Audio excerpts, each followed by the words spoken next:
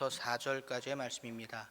사무엘상 18장 1절부터 4절까지의 말씀, 사무엘상 18장 1절부터 4절의 말씀입니다.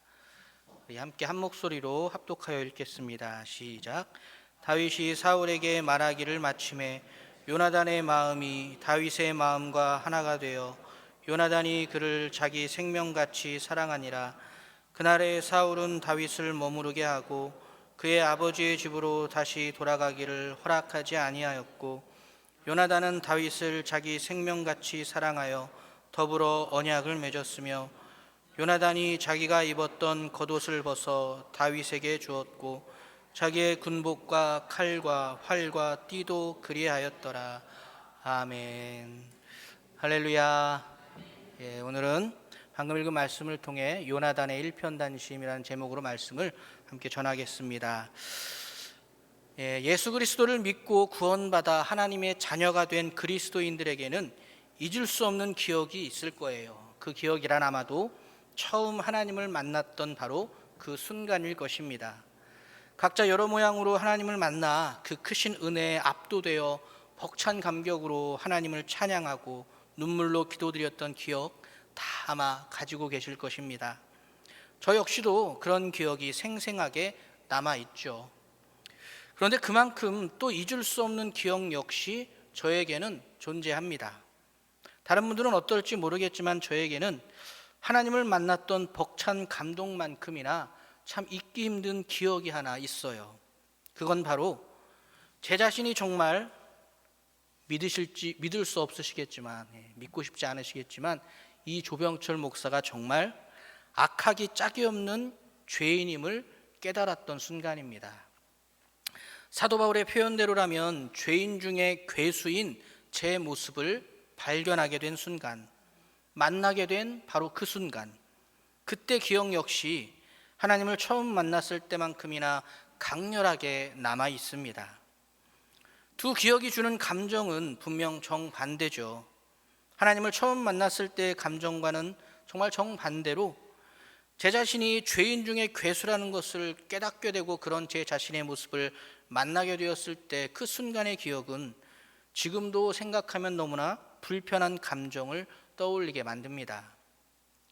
그리고 그렇게 제 자신이 사실은 하나님의 말씀 그대로 악하기 짝이 없는 죄인임을 깨닫게 된 그 이유는 시기와 질투에 사로잡히게 되면서 저라는 사람의 죄인의 본성이 여과 없이 드러났기 때문이었습니다. 시기와 질투. 청소년부 시절에 전 정말 교회 다니는 게 행복했습니다. 청소년부 시절에 어려운 가정 형편 중에 교회를 만났고 그 교회에 다니는 게 먹을 것도 많이 주고 사랑도 많이 주고 정말 아낌없이 저에게 주는 것이 많았던 교회였기 때문에 그 청소년부 시절에 교회 다니는 건 가장 큰 행복이었습니다. 교회의 모든 분들이 저를 사랑해 주셨고 저를 항상 칭찬해 주셨어요. 그러다 보니 신나서 청소년부 활동도 더 열심히 했고 모두에게 신앙심 깊고 착한 학생으로 늘 인정받을 수 있었습니다. 그래서 저도 그때까지는 저 자신에 대해서 자신만만하게 생각했었던 것 같습니다. 나 정도면 꽤 괜찮은 사람이다. 심지어 나 정도면 하나님이 정말 기뻐하시는 그리스도인이야 라고 생각을 했었죠. 그런데 고1 때 제가 다니던 교회에 저랑 동갑인 한 친구가 새로 나오기 시작했습니다. 착하고 성실한 그리스도인이며 그렇기 때문에 청소년부 회장을 맡고 있던 저는 당연히 새로 나온 그 친구를 환영하고 선대해 줬죠. 그런데 이상한 일이 일어나기 시작합니다. 믿을 수 없는 일이 일어났어요. 교회 어른들이 저에게 주시던 칭찬을 그 친구에게도 나눠주기 시작한 것입니다. 저를 예뻐하고 좋은 그리스도인으로 인정해 주던 청소년부 선후배들 역시 저에게 주던 칭찬과 인정을 그 친구에게도 주기 시작했습니다. 그 친구는 키도 크고 잘생겼었어요. 그렇다고 꿀리진 않았습니다. 심지어 악기도 잘 다루고 공군사관학교를 준비할 만큼 공부도 아주 잘하던 친구였어요. 그런데 하필 이런 애가 신앙생활까지 열심히 했던 것이죠. 그러다 보니 교회 어른들, 선후배들이 그 친구를 참 사랑해 주었습니다. 바로 그때부터였어요. 고1 때부터 신학대학에 들어갈 때까지 전 정말 남은 청소년부 시절을 최악으로 보내야 했습니다. 나만 받아야 하는 칭찬과 인정을 새로 나온 그 친구와 나눠 갖게 된 것에 대해 시기와 질투가 불타오르기 시작했고, 그 친구를 향한 미움과 분노가 정말 뜨겁게 타올랐습니다. 물론 결정적인 순간이 하나 있었어요. 중학교 1학년 때부터 2살 위에 누나를 좋아했었는데 그 누나가 걔를 예뻐하더라고요. 그게 결정적이었습니다. 사실 지금 말씀드리면 너무나 유치한 상황이지만 그 당시에 제 마음속 상태는 결코 유치하지 않고 간단하지 않았습니다. 청소년부 회장이 무슨 권력이라고 그걸 휘둘러 그 친구를 어떻게든 따돌리려고 애를 썼고, 그게 잘 안 되어 오히려 다른 선후배들이 그 친구를 감싸면 정말 병이 날 정도로 화가 났습니다. 화가 나서 병이 나더라고요. 지금도 돌아보면 이렇게 선하고 착하게 생긴 제가 그때만큼 심각하게 악을 저질렀던 적이 없었던 것 같습니다. 그러면서 깨닫게 되었죠. 아, 나 죄인 중에 괴수구나. 하나님의 은혜로 겨우 당시 그 친구를 향한 시기와 질투에서 벗어날 수 있었지만, 지금도 그때를 돌아보면 겸손을 넘어 바짝 엎드러져 조심하게 됩니다. 난 정말 죄인 중에 괴수였다. 언제든지 또 그럴 수 있는 죄인이다라고 말이죠. 1900년도 초 일본의 군국주의 정책이 한창이던 시기, 여기에 반대했던 나스메 소세키라는 작가는 마음이라는 소설을 하나 내놓습니다. 이 책 역시 저와 같이 평범한 한 남자가 시기와 질투 때문에 괴로워하는 내용입니다. 이 책에서 작가는 주인공의 입을 빌려 이렇게 말합니다. 나쁜 사람이라는 부류가 세상에 존재한다고 생각하나? 세상에 그렇게 틀에 박은 듯한 나쁜 사람이 있을 리 없지. 평소에는 다들 착한 사람들이네. 다들 적어도 평범한 사람들이지. 그런데 막상 어떤 일이 닥치면 갑자기 악인으로 변하니까 무서운 거네. 그래서 방심할 수 없는 거지. 여기에서 작가가 말한 어떤 일이란 바로 시기와 질투가 튀어나오는 순간을 말합니다. 그래요, 평범하게 또 어느 정도는 교회에서 착하다라고 인정받던 조병철이라는 한 사람이 그 안에 시기와 질투가 튀어나오게 되자 과거에는 도저히 상상할 수도 없을 만큼의 나쁜 사람이 될 수 있었던 것처럼, 대부분의 사람들 역시 그 마음을 잘 다스리지 못하면 언제든지 악인이 될 수 있다는 것을 그 작가는 자신의 조국을 바라보며, 또 평범했던 사람들이 다른 조선인들을 학살하는 것을 바라보며 그렇게 지적했던 것입니다. 사실 이미 성경은 타락한 인간이 에덴에서 쫓겨난 후 보여준 그 사건을 통해 죄의 본성 그 깊은 곳에 가장 기본이 되는 씨앗이 바로 시기와 질투라는 사실을 밝히고 있습니다. 아벨을 시기하고 질투했던 가인이 그때 분노를 다스리지 못해 인류 최초의 살인자가 되었다는 이야기가 바로 그것이죠. 더욱이 가인의 시기와 질투는 동생 아벨을 죽이는 것으로 끝나지 않았습니다. 악인이 된 가인은 자신의 인생을 망가뜨렸으며 동시에 하나님의 나라와 그 문화에 대항하는 동쪽으로 멀리 떠나가고 말았죠. 결국 그것은 노아 홍수라는 심판의 시간까지 이어지게 했습니다. 이 모든 과정의 시작에 가인의 시기와 질투라는 그 죄악의 씨앗이 있었죠. 가장 처음에 그렇게 시기와 질투가 몰려오고 점점 더 분노가 쌓여가기 시작했을 때 하나님께서는 가인을 긍휼히 여기시는 마음으로 분명하게 가르쳐 주었습니다. 마음을 다스려야 한다고 말이죠. 창세기 4장 7절에 내가 선을 행하면 어찌 낯을 들지 못하겠느냐. 선을 행하지 아니하면 죄가 문에 엎드려 있느니라. 죄가 너를 원하나 너는 죄를 다스릴지니라. 죄인된 인간은 죄의 먹잇감이 될 수밖에 없으며, 그러므로 우리는 조금이라도 빨리 죄의 씨앗이 더 이상 자라지 못하도록 그 마음을 다스릴 수 있어야 합니다. 그러나 가인은 그 씨앗이 울창한 죄의 숲이 되기까지 그것을 다스리지 못했고, 결국 자기 자신을 넘어 형제와 이웃, 온 세계를 망하게 하는 멸망의 씨앗이 되고 말았던 것입니다. 가인이 그랬고 다윗을 질투했던 사울왕이 그랬으며, 또 우리 인류의 모든 역사 속에서 시대와 세상을 불행하게 만들었던 대부분의 사람들이 그랬습니다. 하지만 성경은 우리에게 또 다른 사람들의 이야기를 들려줍니다.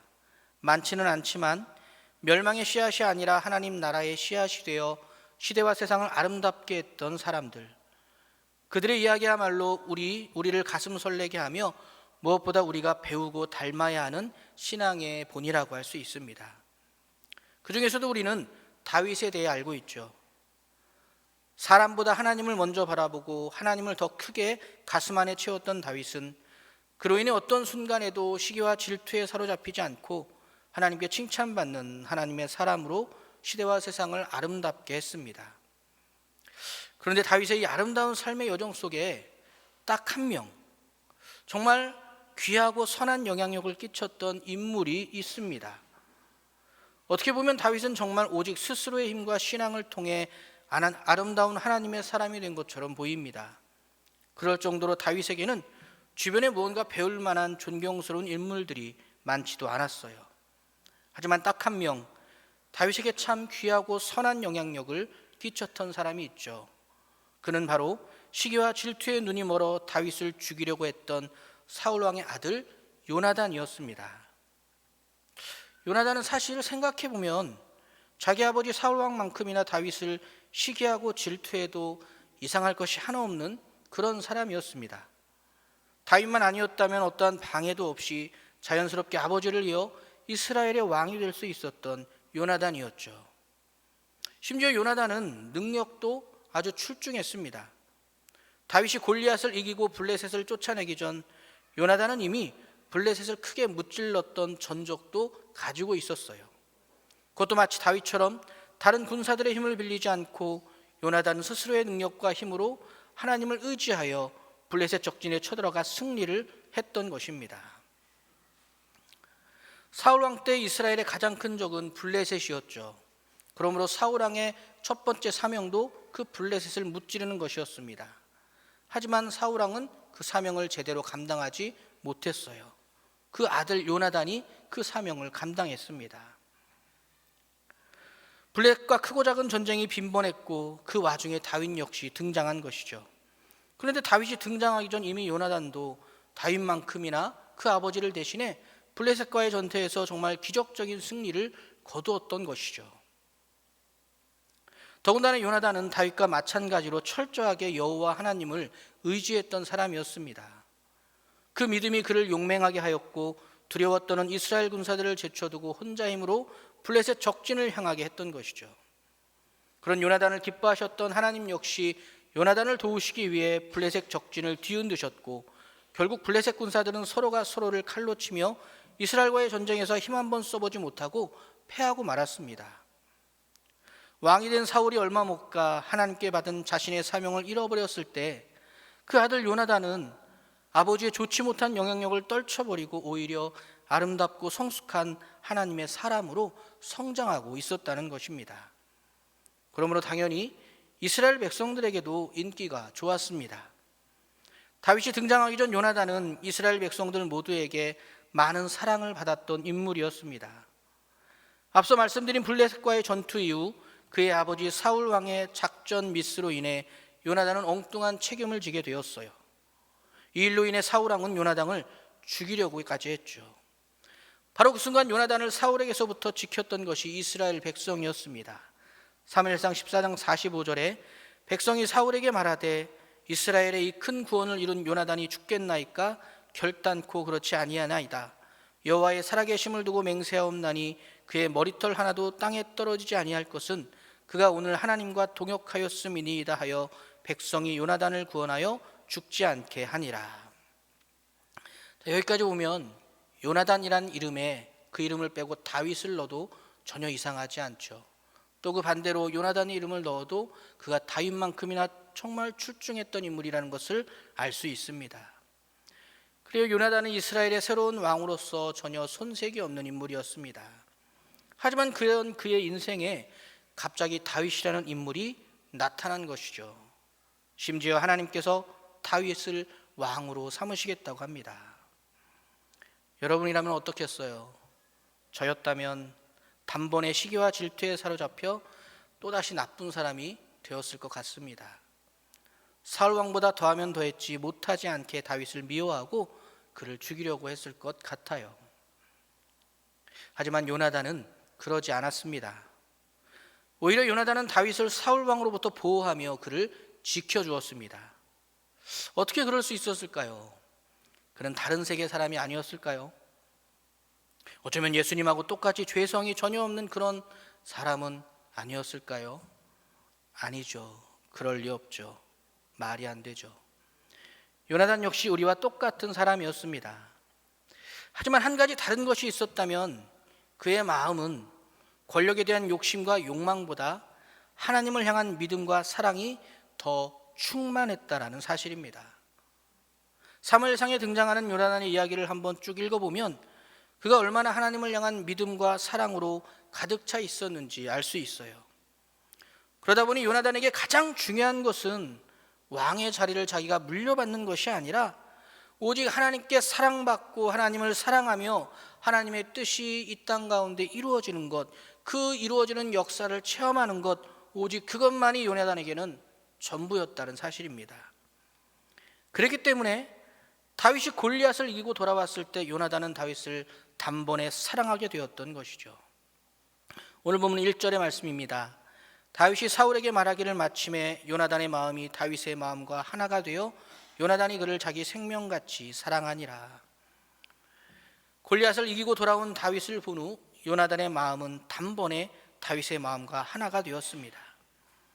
이 말은 곧 요나단이 다윗의 그 신실한 매력에 푹 빠졌다는 것이죠. 다윗이 갖고 있는 하나님을 향한 그 신실한 믿음, 다윗의 마음 안에 가득한 하나님을 향한 그 사랑이 풍기는 향기를 맡게 되었고 그 향기를 통해 요나단은 다윗을 사랑할 수 있었던 것입니다.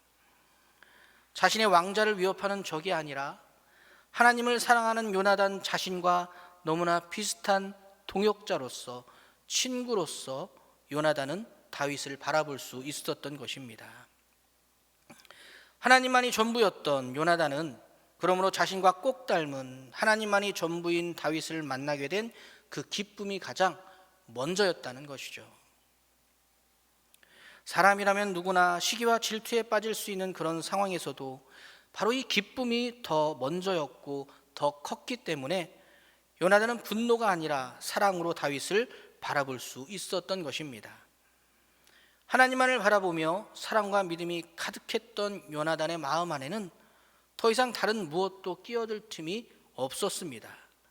시기도 질투도 하나님의 사랑으로 꽉 차 있는 요나단의 마음을 침범할 수 없었어요.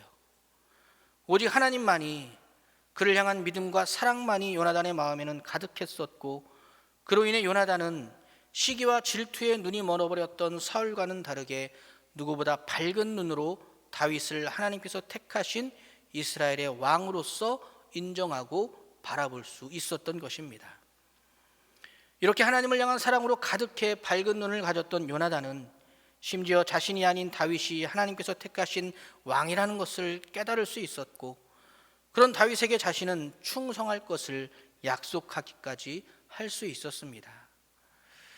요나단의 이러한 모습은 다른 무엇보다 하나님을 향한 그의 일편단심 때문이었습니다. 하나님을 향한 사랑이 충만하고 또 온전했기 때문에 그는 누구라도 시기와 질투에 사로잡힐 수 있는 상황에서 오히려 다윗을 하나님이 택한 사람으로 알아보고 인정하며 그를 사랑하고 그에게 충성할 수 있었던 것입니다. 모든 사람에게는 똑같이 죄의 본성이 마음 안에 자리하고 있습니다. 구원받은 저와 여러분 역시 아직도 옛사람의 무서운 습성들이 남아 우리를 언제든지 삼킬 준비를 하고 있습니다. 그러므로 하루라도 빨리 또 조금이라도 많이 우리 마음을 하나님을 향한 믿음과 사랑으로 가득 채울 수 있어야 합니다. 하나님이 더 가득 우리 삶과 가슴 안에 자리하고 계셔야 하며 사람이 아닌 하나님을 더 크게 바라볼 수 있어야 합니다. 그래야지만 우리 역시 요나단처럼 선한 영향력을 끼칠 수 있는 그런 존재가 될 수 있는 것이죠. 욕심과 욕망이 아니라 하나님을 향한 믿음과 사랑이 더 큰 신앙의 존재, 그 믿음과 사랑으로 또한 시기와 질투가 아닌 항상 감사와 겸손이 가득한 인격적인 존재. 그래서 다윗이라는 모습으로 나타난 하나님의 섭리와 합력하여 선을 이루시는 하나님의 놀라운 역사를 분별하여 위대하고 선한 영향력을 끼치는 존재가 될 수 있는 것입니다. 사랑하는 연동교회 교회 여러분, 우리는 언제든지 한순간에 나쁜 사람이 될 수 있습니다. 시기와 질투라는 죄의 본성을 다스리지 못한다면 누구라도 그렇게 될 수 있습니다. 하지만 그 본성을 다스린다는 것은 연약한 우리의 의지와 힘으로는 불가능하죠. 오직 하나님만이 다스릴 수 있습니다. 그러므로 우리 안에 하나님을 가득 채우시기 바랍니다. 우리 마음이 요나단처럼 하나님을 향한 일편단심이 될 수 있어야 합니다. 그러기 위해서 우리 삶의 시간을 말씀과 기도로 채울 수 있어야 합니다. 우리의 몸과 영혼이 성령으로 채워지고 또 채워져야 합니다. 그렇게 조금이라도 시기와 질투가 고개를 들지 못하도록, 우리의 마음에 틈타지 못하도록 우리의 전부를 하나님으로 채우고 또 채울 수 있기를 축복합니다. 그래서 요나단처럼 위대한 하나님의 사람들이 될 수 있기를 기도하겠습니다. 나 자신과 내 가족, 이웃과 세상을 내 시기와 질투 때문에 망가뜨리는 그런 존재가 아니라 나부터 시작해서 세상 모두를 행복하게 할 수 있는 선한 영향력을 끼치는 제2의 요나단이 저와 여러분의 모습이 될 수 있어야 합니다. 오늘 시간 저와 여러분이 그렇게 아름다운 요나단과 같은 존재가 될 수 있기를 위해서 기도할 수 있기를 바랍니다. 그러기 위해서 우리의 가슴에, 우리의 마음과 삶 가운데 하나님의 사랑이 가득 차고 넘칠 수 있기를 위해서 무엇보다 먼저 기도하시기를 바랍니다. 무언가를 시작할 때, 무언가를 평가할 때, 무언가를 계획하고 또 나 자신을 내세우고 싶을 때 내 안에 하나님의 사랑이 가득 채워져 있는지를 먼저 바라보실 수 있어야 합니다. 그러지 않고 혹시라도 내가 하나님이 아니라 내가 내 삶의 주인이 되어 나를 내세우고 싶어 하나님을 이용하고 내 시기와 질투 때문에 하나님을 사용하려는 불순한 의도가 있지는 않은지 정말 우리는 늘 기도하며 돌아볼 수 있어야 하겠습니다. 그리고 무엇보다 사랑하는 우리 연동교회가 그렇게 오늘 이 요나단처럼 참으로 아름다운 하나님의 사람들로 가득 차고 넘치는 교회가 될 수 있기를 기도합니다. 하나님을 향한 사랑으로 가득 차 하나님의 뜻을 온전히 분별하여 사람을 살리고 공동체를 살리며 시대와 세상을 살리는 요나단과 같은 우리 연동교회, 그리고 모든 교우분들 되시기를 예수 그리스도의 이름으로 기도하며 축복하겠습니다. 함께 기도하겠습니다.